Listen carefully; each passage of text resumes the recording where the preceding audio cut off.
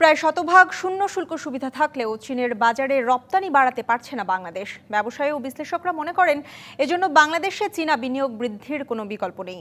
তাই বাংলাদেশকে আগে বদলাতে হবে বিনিয়োগ নীতি। গতানুগতিক জ্বালানি ব্যবস্থাপনা, কর কাঠামো আর অস্থিতিশীল মুদ্রা বাজার দিয়ে কোনোভাবেই চীনের সঙ্গে বাণিজ্য ঘাটতি মেটানো সম্ভব নয় মনে করেন বিশ্লেষকরা। এ বিষয়ে বিস্তারিত জানাতে বার্তা কক্ষ থেকে আমাদের সাথে যুক্ত হয়েছেন সহকর্মী মোস্তফা মাহবুব। মোস্তফা মাহবুব, আপনার কাছে জানতে চাই যে বাংলাদেশে বিনিয়োগের ক্ষেত্রে সম্ভাবনাগুলো কি কি? আসলে এই যে বিদেশি বিনিয়োগরা তারা যে বাংলাদেশে আসবে, কেন আসলে তারা বিনিয়োগ করবে এবং বাধাগুলো কি কি আপনার কাছে জানতে চাই। প্রথমেই যে জিনিসটা আপনাকে বলতে চাই, সে বিনিয়োগ কিন্তু একজন বিনিয়োগকারী তখনই করেন যখন তার পুঁজি সেখানে খাটানোর পর মুনাফা হবে এবং সেই মুনাফা তিনি তার নিজ দেশে নিয়ে যাবেন বা সেটি তার উপভোগ করবেন।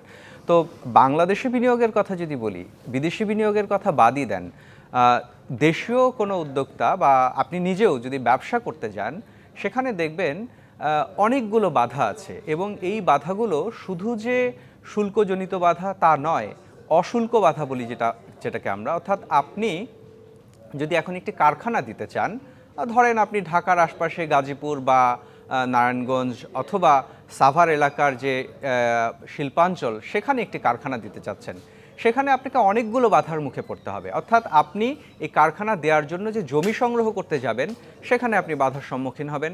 এই কারখানা যখন আপনি স্থাপন করতে যাবেন, স্থানীয় যে প্রশাসন বলি, স্থানীয় যে রাজনীতি বলি, চাঁদাবাজি, পুলিশের হয়রানি, এইগুলো কিন্তু আপনাকে ফেস করে আসতে হবে। তো সেই ক্ষেত্রে এটি হচ্ছে পুরো বাংলাদেশের কিন্তু চিত্র।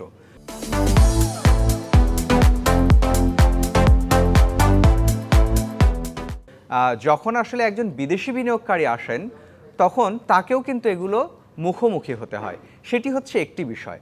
আরেকটি বিষয় হচ্ছে বাংলাদেশে আপনি কেন বিনিয়োগ করবেন। যদি বলেন এই মুহূর্তে বাংলাদেশের সবচেয়ে 1 নম্বর খাত যেটি বলা চলে, সেটি হচ্ছে পোশাক খাত। এই পোশাক খাত আসলে বাংলাদেশে কেন এসেছিল? আপনি জানেন যে এটি শ্রীলঙ্কা থেকে একটা সময় বাংলাদেশে এসেছিল। তখন 90-এর শেষ দিকে যদি আমরা বিবেচনা করি, সে সময় বাংলাদেশের শ্রম ছিল অনেক সস্তা শ্রমিক এবং জ্বালানির যে দাম সেটিও ছিল সস্তা। এই দুটোই কিন্তু মূলত ছিল বাংলাদেশের শক্তি। সেই দুটো জায়গা যদি বিবেচনা করি, এখন 2024-25 সালে এসে কিন্তু সেই দুটো শক্তি আর বাংলাদেশের নেই। এখন সস্তায় আপনি শ্রম পাবেন না, যদিও প্রতিবেশী দেশগুলোর তুলনায় হয়তো বা প্রতিযোগী দেশগুলোর তুলনায় সেখানে কিছুটা স্বস্তি আছে, কিন্তু সেটিও এই যে অশুল্ক বাধা বা ব্যবসার ক্ষেত্রে পারিপার্শ্বিক যে বাধা, সেই বাধাগুলোকে বিবেচনায় নিলে সেটিও আসলে খুব একটা স্বস্তির জায়গা হয় না, কারণ ব্যবসার খরচ বেড়ে যায়। তাহলে আসলে সম্ভাবনাগুলো কি কি? এখানে আসলে সম্ভাবনার জায়গাটা আসলে আমাদেরকে তৈরি করতে হবে।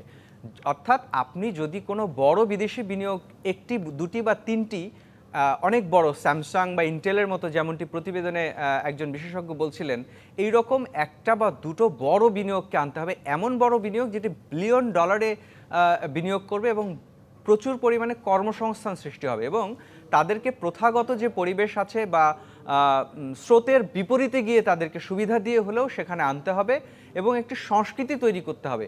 সবার আগে যেটি দরকার, সেটি স্থানীয় প্রশাসন বা আমলাদের মানসিকতা পরিবর্তন করতে হবে।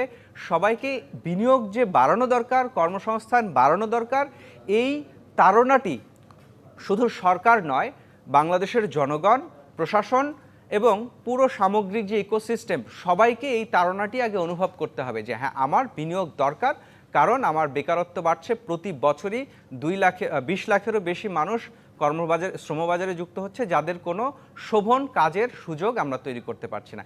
এই জিনিসটি যখন প্রত্যেকটি মানুষ উপলব্ধি করবে, প্রশাসনের প্রত্যেকটি সংস্থা উপলব্ধি করবে, সেদিনই আসলে এই পরিবেশটি তৈরি হবে এবং বলা চলে যে বিনিয়োগ সেদিন বাড়বে। অসংখ্য ধন্যবাদ মোস্তফা মাহবুব বিস্তারিত বুঝিয়ে বলার জন্য।